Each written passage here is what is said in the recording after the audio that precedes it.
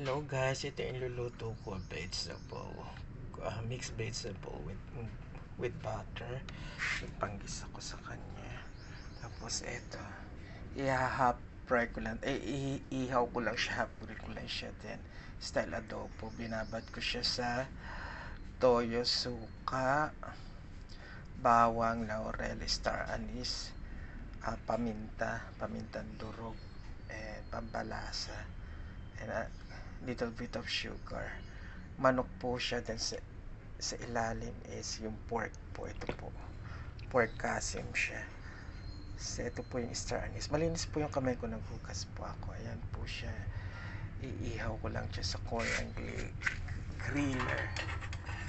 Ito po yung Korean griller. Medyo ano siya, ayan po. Tapos pagkatapos ko siyang ayan i-grill, tapos ilalagay ko yung pinagmarinated niya, parang adobo style rin siya. Tapos lalagyan ko lang siya ng ayan, sibuyas and bawang also. Kaya tara, umpisa na po natin ang pag-iihaw.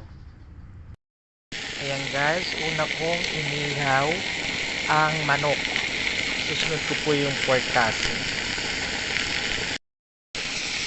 Ayan guys, naibaliktad ko na siya kasi madali lang siya maluto. Pag Korean griller ang ginagamit nyo, super dali lang po talaga siya maluto. Kaya babantayin nyo po talaga para hindi masin.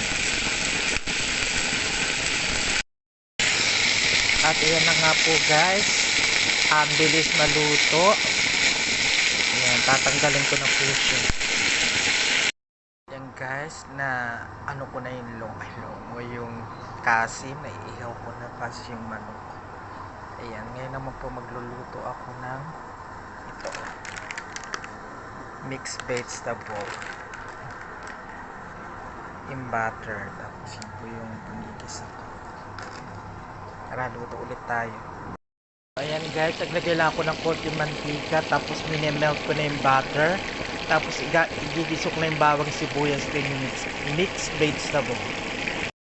Guys, nagisa ko na ang bawang at sibuyas, ilalagay ko na ang mixed vegetable. Ayan guys, nailuto ko na yung mixed vegetable.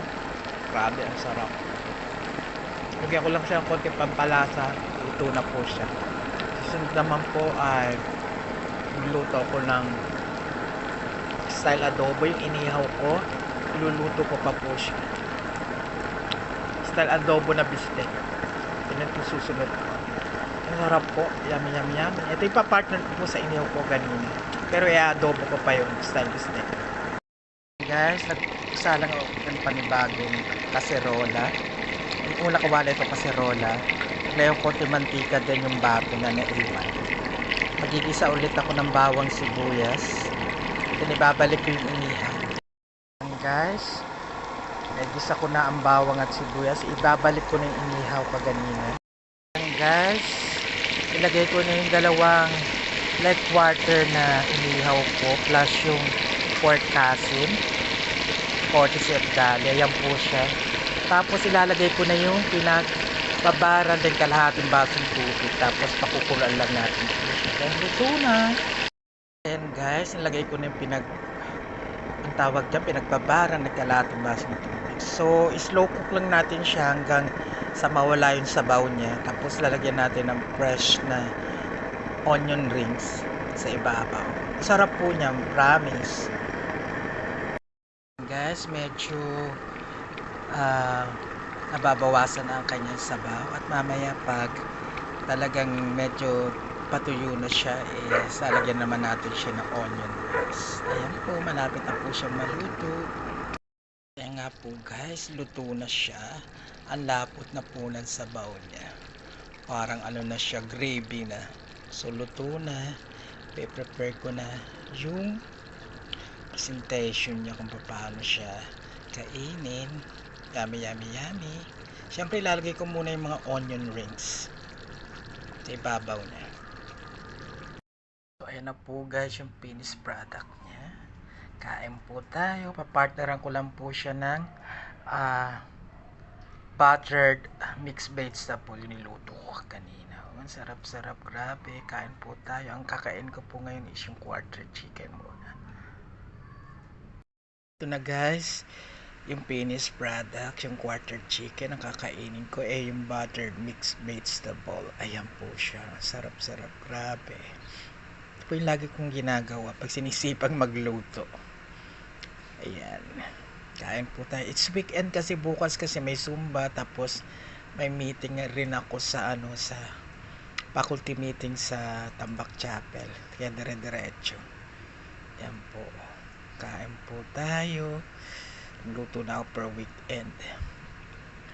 Ayan, ang sarap-sarap. Siyempre, hindi ko makakalimutan ng aking Forever Arctic Sea, Forever Nature Min,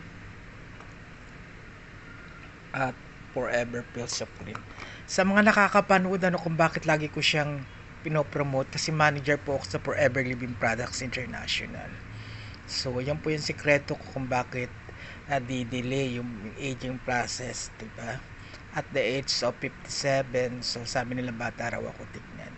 So, ayan po ang tinitake ko. Kaya lagi ko po siyang pinopromote, syempre nga po, para ma-inform ko rin sa inyo na ang health is wealth.